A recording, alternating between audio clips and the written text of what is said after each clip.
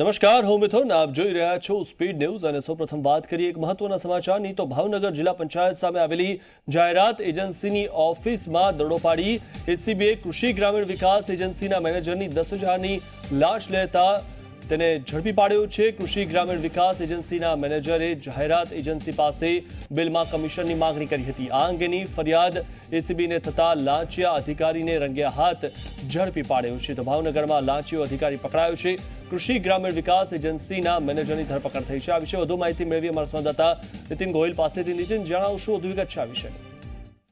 જી ચોક્કસ મિથુન જણાવી દો આપને કે જે વિકાસ એજન્સી છે, જે કૃષિ વિકાસ એજન્સી, તેમના જે મેનેજર છે તેમના દ્વારા જે પ્રાઇવેટ એજન્સી ચલાવતા હોય તે લોકોના કામને લઈને કમિશન પેટે 10,000 રૂપિયાની માંગણી કરવામાં આવી હતી. આ સમગ્ર વાતને લઈને જે સામા પક્ષની જે એજન્સી છે જેમના દ્વારા આ માંગણી મેનેજર દ્વારા કરવામાં આવી હતી એમને સંપૂર્ણપણે એસીબીને જાણ કરી હતી.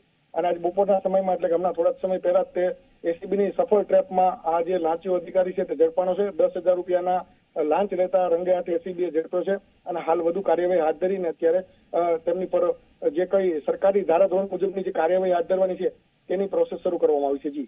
જી આભાર નીતિન, માહિતી આપવા બદલ. તો લાંચિયા અધિકારીને રંગે હાથ ઝડપી પાડ્યો છે. 10,000ની લાંચ લેતા એસીબીના છટકામાં તે ઝડપાઈ ગયો છે.